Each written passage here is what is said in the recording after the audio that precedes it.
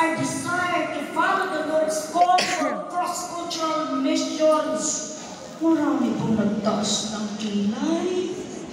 Kasi sila'y danapila, putot, tango, brown. Teka muna, ang Poland at Europe. Ang Europe ay matatangkad, maputi, matangos sa ilong, at maputi.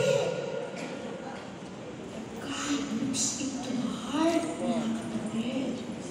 Kung kami nakinig sa insight ng mga tao, ay naku, hindi kayo bagay doon. Kung si Pastor Edmond galing sa Lake Cebu, punta na siya sa Antipoli. Doon siya bagay. O kaya isa sa mga tribo dito sa southern community. Wow, parang si God.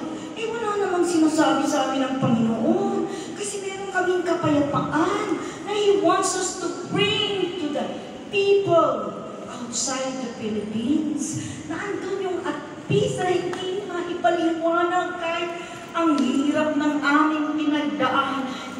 Mga kapatid, kumusta kayo pag may mga sanbalat sa buhay nyo?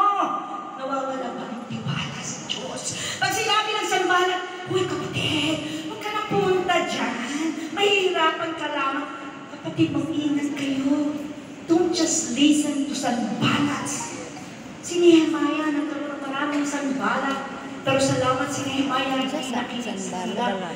Pinili ko kung tumulad kay Nehemiah. At ang asawa ko sabi ko, huwag tayo makinig sa kanila. Alam mo ba kung anong ginawa ng Panginoon? Sabi nung isa, oo, kapatid ako na may nagmamalasakit lang sa iyo. I'm concerned because maybe after a few years of being in Poland, you just go home crying. Kasi walang nangyayari. Alam niyo ba yung tutot, tango, brown? Mga kapatid, for the first time in my life, after 50 years of existence, for the first time, pinanggigilan ako sa Poland. I have a beautiful face. Dito sa Pilipinas, hindi ko narinig yan. Ano ko ang exotic thing? Exotic country, Philippines. Kasi ako ang kakaiba. Kami lumalagad mula sa eskwelahan. Kami ang pinagpipilinan ng lahat. Sila'y lumilingon at muling lumilingon. Saan galing ang mga exotic beings na ito? Kasi noong 2010, kung konti pa lang ang Pilipino doon, hindi katulad ngayon. Kung ako nakinig sa mga sanbalan, hindi ko naranasan ang panggigilan at sabihin hanggang daga, patsuk-patsuk, piyeng na. Nakakita mo? Dito sa Pilipinas, asawa ko nga, hindi ako pinanggigilan. Sa tunay, pinanggigilan ako. Binigyan ako ng pera kasi pumayag akong hawakan ng aking mga pisngi. Hindi kayo. Kaya mga kapatid, trust the Lord. Kung may pinagagawa ang Panginoon, huwag magduda. Trust obey. Bahala siya. Maranasan nyo ang maraming bagay na hindi nyo maiisip kung paano. Only we trust Him. Huwag kayong makinig sa sanbalat. Mga kapatid, huwag kayong maging sanbalat. Huwag kayong maging instrumento ng kaaway kaya hindi magpo-flourish ang ating kapatid sa kanilang panagtahaya. Kasi man looks outside, but God looks into our hearts. He looks to sincerity, our desire to obey, our desire to follow the Lord. Trust the Lord. Hindi niyo pagsisisihan.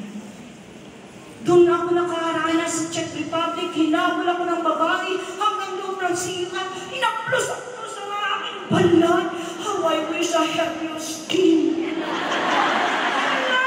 Dito sa Pilipinas, mga problema sa pambili ng papaya soap at pamatayon para pumuti. Kapatid, knowing once a month, meron tayong mission offering. Yung ibibili ng glutathione na kasal, ilagay na lang sa mission offering. Oh! Para hindi mo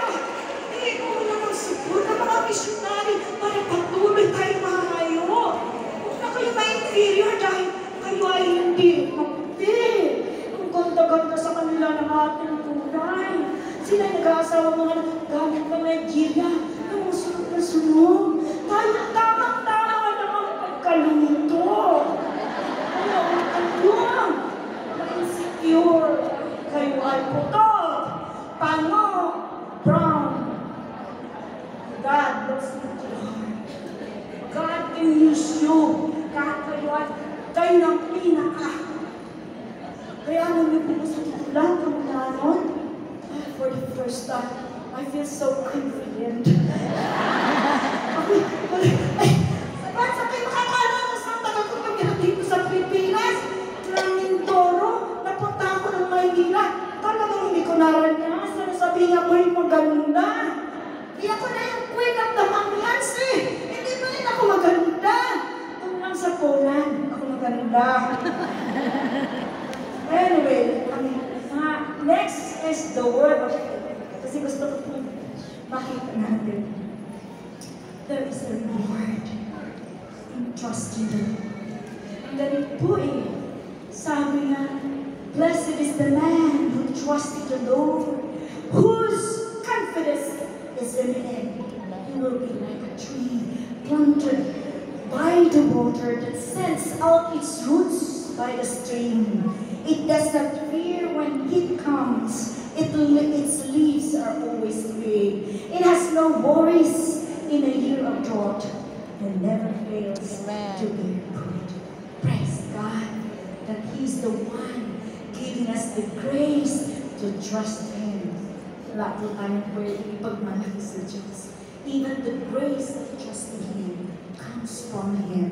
And He is willing to give the grace to those who choose to trust Him. Sunod po ay ang H, heart of wisdom. Psalm 20:12. So teach us to number our days, that we may get a heart of wisdom. Kumusta po ang ating mga puso, mga kapatid? Nakikita po ba ng Diyos ang wisdom sa ating mga puso? Teka muna, Pastora, meron bang ganun? Heart of wisdom? Meron bang heart of innocence? Meron bang heart of, maraming klase daw ang heart.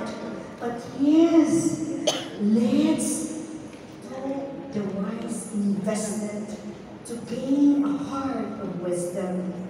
Let's spend time with God and His Word. Huwag kayong manghinaya. Huwag tayong patalo sa trending ngayon. Mas maraming beses ang pinubuksan ay ang Facebook, not the book of God. Mga kapatid, we are on the last days, and the enemy is working double time to get all those who he can get para makasama na doon sa place of punishment. And our challenge is to do our best to bring the lost to the kingdom. At kumusta po ang mga puso natin? Anong nasa puso natin on a day-to-day basis? Do we have the heart of wisdom na kung meron tayong alam ng nakapitbahay na nangailangan ng panalangin, iiwanan natin ang lapahin, iiwanan natin ang linisin, at pupunta tayo sa kaibigan, sa kapitbahay, because there is the prodding from God. Mga kapatid, heart of wisdom. You choose what is delightful sa Panginoon. Don't mahinayang. Huwag kayong sabi, ay, ang dami kong gawain, pagod ko. If God wants you to stop for a while, to break from the routine daily schedule, do that. Because God wants you to do something. Heart of wisdom. So, kumusta po ang ating mga puso? Kumusta po ang spending time with God? Ako po, hindi ako yung magsasara ng pintuan ko ng Pebre ng mga oras. Hindi po ako yun. Ako po yung habang naglalaba, kausap ko ang Panginoon. Habang nag-uubos ng plato, kausap ko ang Panginoon. Habang nag-uubos. And as I remember people, I keep praying for their salvation. Next, we go to the we want to keep flourishing, not just the trust issue, but our heart should be in a constant intimacy. Andun po yun sa heart. Kanina na ating kapatid. And yung renewal of our mind. Do not be conformed to the pattern of this world, but be transformed by the renewing of our minds. Ano na po yung mga challenges ngayon? Bakit nai-impede the flourishing process has been impeded sa buhay natin, napipigil? Kasi kailangan natin magkaroon ng renewed mind. Dito po ang pag-iusap ko sa mga nanay, sa mga lola, sa magiging nanay pa. Napapansin niyo mga bata ngayon, I've been a teacher for so long. Kakaiba po ngayon ang mga bata. At lungkot na lungkot po ako kahit sa church. Andiyan ang cellphone. At laro ng mga games sa kanilang cellphone. Mga kapatid, be responsible, Lola, kapatid. Try to invest time. Huwag mong bilan ng cellphone para may taga-alaga ang iyong apo, ang iyong anak, at nagiging mga nani, nagiging yun ang comfort zone ng mga bata para hindi kayo maabala sa ginagawa niyo. Bigyan na lang ng cellphone. Nanulong po ako pag nakikita ko maraming bata ang kakapal na ng kanilang mga salamin. Kasi whole day, lalo pag Sabado at minsan Linggo pa, hindi na rin nila maalis sa kanilang bahay dahil nakatutok na sa cellphone. Let's be creative. How to take away our children from that addiction. So let's have a renewed mind na dahil ngayon na ng puso, parang kawawa-kawawa na lang mo pag walang cellphone. Kaya kailangan natin pangutang, bibili ng cellphone. Kasi umiiyak ka na lang kasi siya naman ang walang cellphone. No, mga kapatid. Let's be determined to have the meaning. Let's make sure that our children can understand that there are other ways kaysa sa cellphone. But it means giving time. It means giving attention to the needs. And I'm sure we will do our part. The Lord will reward us for that. Renewed mind. Napakahalaga po yan sa panahon natin ngayon. Napakahalaga na hindi tayo nagko-compromise ng ating faith. Ako po'y nalulungkot sa mga nababasa ko minsan na nagkakagulo na pati ang kanilang mga pananampalataya. Pinagkakaguluhan na ang osas at hindi osas. At talagang nagkakawatak-watak na. We have to have a renewed mind. A mind focused on the Lord, on the desire of God for our lives to keep going, growing, and flourishing. Kasi yun po ang delight ng Panginoon. He will be happy to see His children growing and flourishing. And this is one of the ingredients, having a renewed mind. So andun po yung challenge that we need to spend more time to God's Word. So our mind will keep renewed sa kalooban niya sa atin. Then, yung pong I is intentionality. As each has received a gift, use it to serve one another as good stewards of God's varied grace. Talaga pong totoo yun, na iba't iba ang ating giftings. Ay, kapatid, pwede ba ikaw mag-lead ng panahon naman si Pastora? Ano ba naman ang gifting ko lang? Maghugas ng plato. Ay, kapatid, teka lang na. Ang isang paghugas ng plato ay kayang gawin ang lahat. Pero be open to be taught, to be mentored, and to be trained to do the work of the Lord. Hindi naman kailangan lahat aakyat. Hindi believe God has endowed us giftings, unique giftings for us to be used by God in His kingdom. Kapatid, level up ka na. Kung dati parang kang puya-uya, palayo kang mahulian, gaano ka nakatagal sa pananampalataya? By the way, mga kapatid or mga kaibigan, kung mayroong isa dito na sa number 1 na trust, ay wala pang personal na relasyon sa Panginoon, ay mahirap ang pag-usbong, ang pagyabong, Panginoon, sa Panginoon. Ang nais ng Panginoon, pag simula ka sa basic, sa foundational. Kung mayroon dito, nayaya lang kapitbahay at gusto makakita lang ng ilaw at makapagtandaan mo sa sinasabing Alliance Convention, pero walang personal na relasyon sa Panginoon. Kaibigan, huwag kang uuwi sa iyong bahay na hindi mo naunawaan ang ibig sabihin ng pagkakaroon ng personal na relasyon sa ating Panginoon. Kasi walang kwenta, kagandahan ng ating mga damit, ang ating mga nagkikintahan at mga costume, ang Jesus na ating pinag-uusapan ay wala pa rito sa ating mga puso at buhay. Kaya kung meron po dito, isa o dalawa, kapatid, kaibigan, don't go back to your place without coming to Jesus and sabi kanina, surrender. Kasi yung mga kailangan natin, basic and foundational po yung bumalik ako sa nasa intentionality na tayo. Sa amin po bilang mga missionaries with Send International, wala po kami New Year's resolution every year.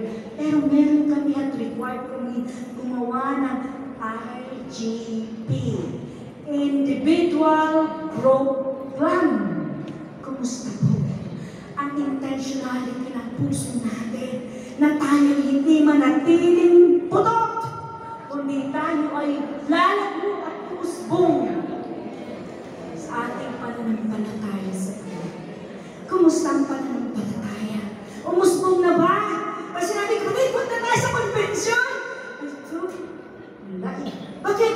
Bigado. Bigado. Kumakasama. Kapatid, level up ka na. Huwag nang bigado. Yung by faith. Amen. Gusto ko sumama. By faith. Mananalangin ako ng provision ng Panginoon. Let's have the intentionality na ang ating pananampalataya ay lalo. Kumustahin mo ako ngayon? Bago po kami napunta ng Polo, kami ay church planters sa South District of Southern Tagalog po sa lugar na kung saan ang mga tao ay sumasayaw sa apoy sa Alfonso Cavite. Isang bayo na stronghold of witchcraft and sorcery. When we said yes, we will go and start a church.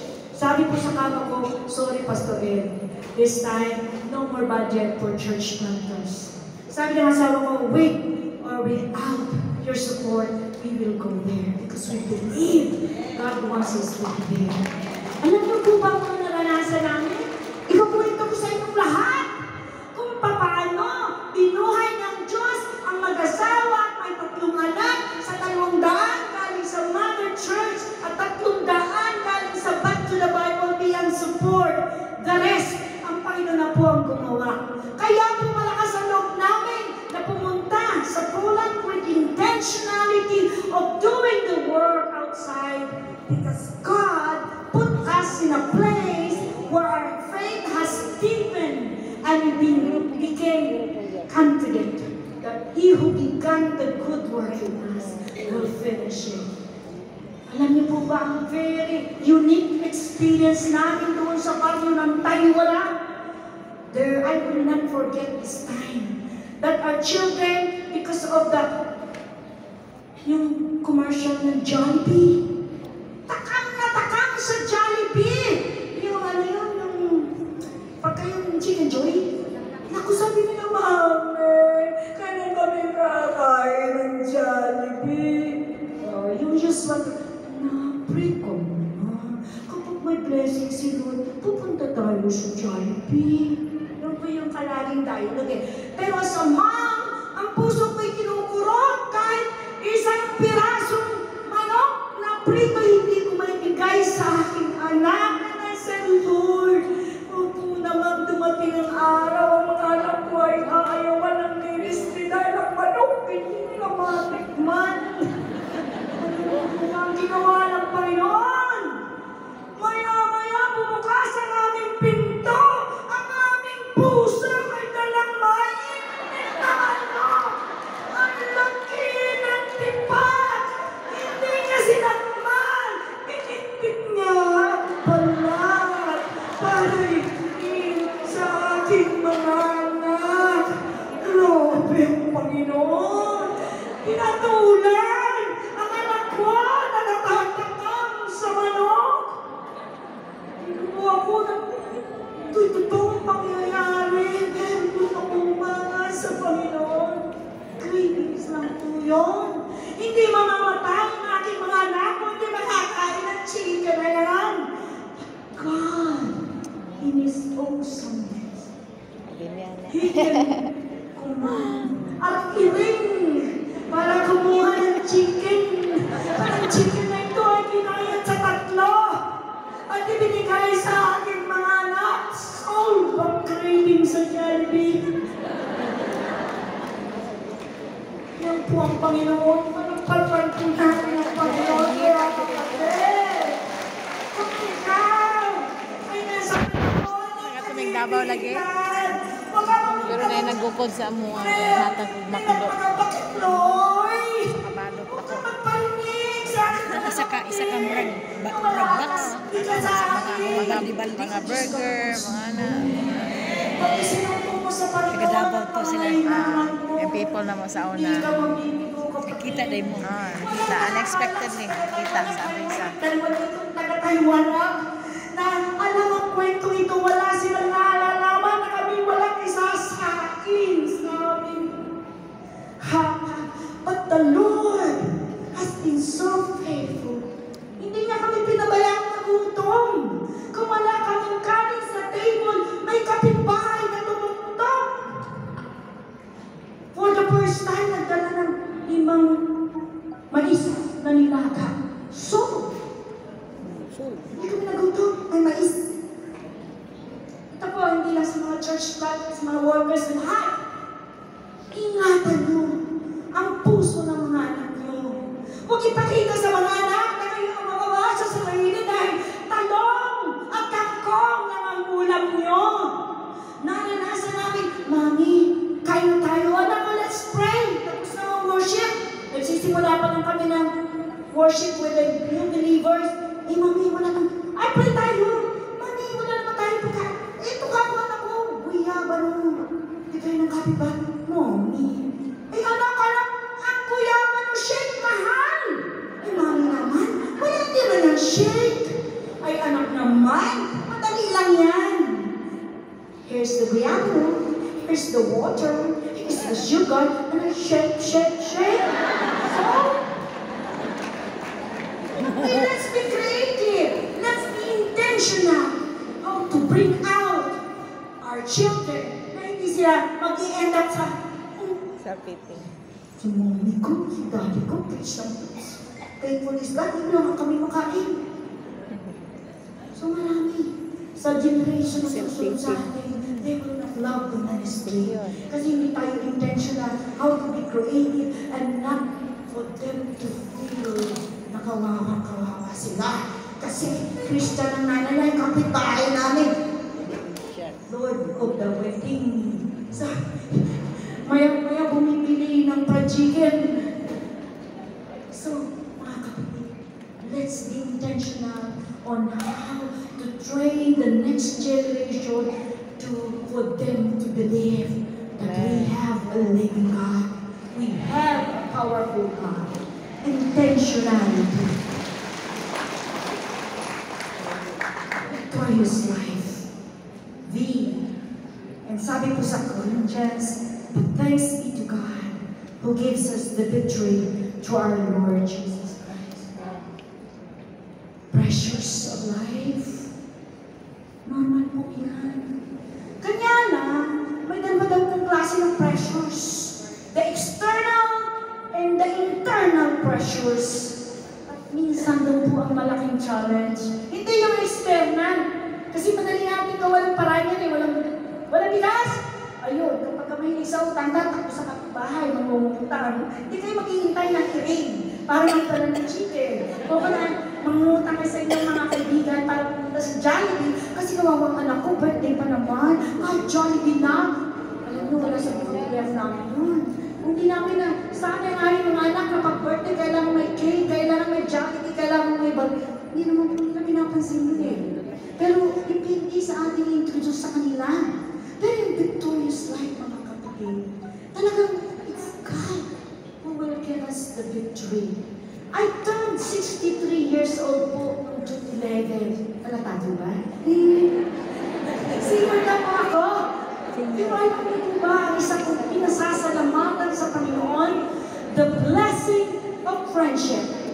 At to be honest with you, malaking tulong po kung kayo ay merong isang pinagkakatiwalaan o mga kaibigan na pwedeng ka-journey ninyo sa buhay. I'm so blessed with many artists. Andito po marami who will give their advice, whom I can talk to, kung andun po yung challenges, andun yung struggles, hindi ako matatakot na ako'y imamarites sa iba. Ito yung mga ate na ako'y ipapanalangin. Ito yung mga ate na magtatapat at alam kong may pagtitiwala ko ang kalahat-lahatan sa aking buhay dahil siya ay isang mentor para sa akin. Mga kapatid, huwag kayong parang nag-iisa sa mundo. Huwag kayong kumanta ng oh, paamase. Maraming mag-pray kayo, intention kayo mag-pray at tumingin sa Panginoon ng kuya, ng ate, o yung mga babae, syempre ate lang. Yung medyo may, yung mature na, yung sabihin timulang bawal yun, mature, na pwede natin maging mentor. At tayo naman kung mga mature na, be willing to do mentoring sa ating mga kababaihan sa church. Kasi dito po natin mararanasan ang gaan ng buhay.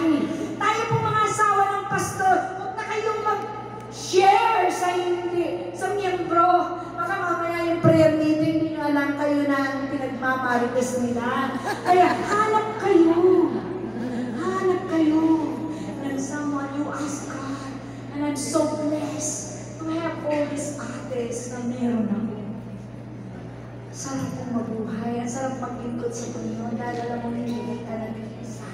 Meron ka palaging ka-journey sa mga challenges na nangyayari sa iyong buhay. Nandun na po tayo sa huling salita kasi malapit na matapos ang time ko. Endurance. Endurance. Your endurance is inspired by hope in our Lord Jesus Christ. How do you endure? And kapatid, kamusta po ito? Paghihapon. Ano nga mong gihapon? Picado. Picado ng picado. Kanina nung natutunan natin, kamusta ka?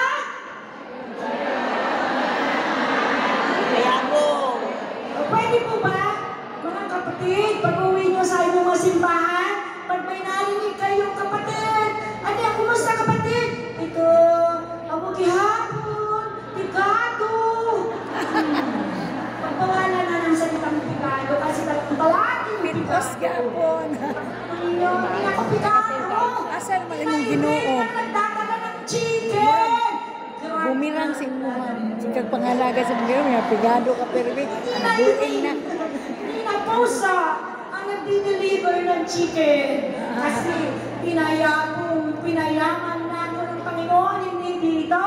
Sa mga kaibigan na pag-birthday ko, binibigyan ako ng pa-Jollibee. O diba?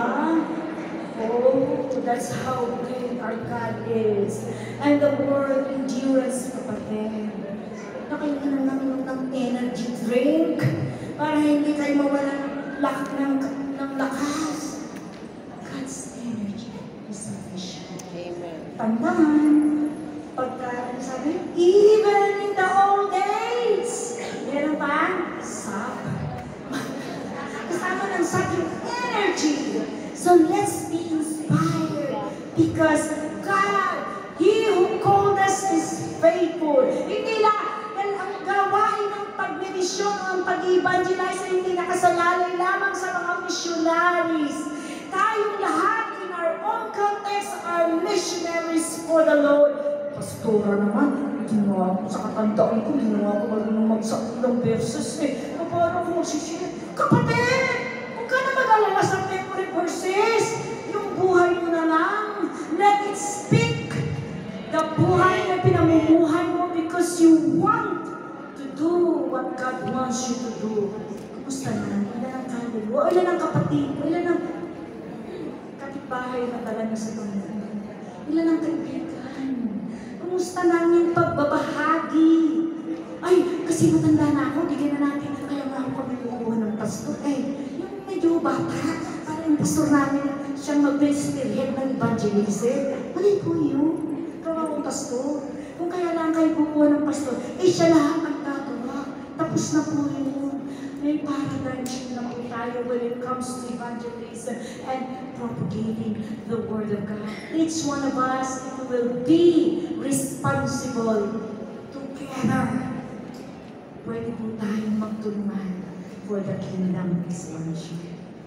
Salamat po sa Panginoon.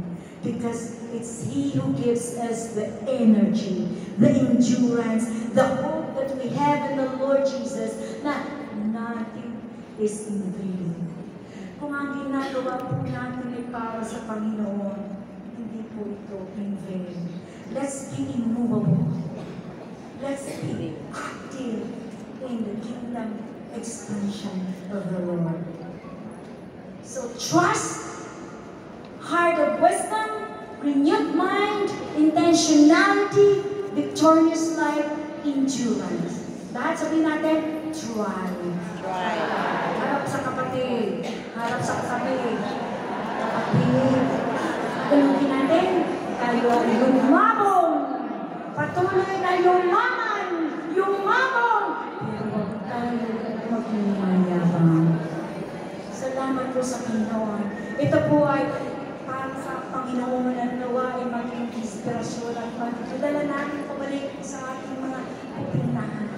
Na God, it's God who us. Hindi po aksidente na ikaw ay kabilang sa salvation.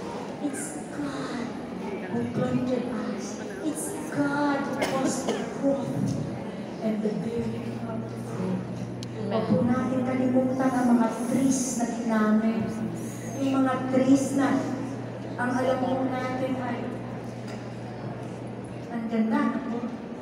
Na wow, we can be like this tree. Planted, growing, flourishing for the splendor of the planter in the sky. God bless us. Amen. Lumayabong ang punong tao.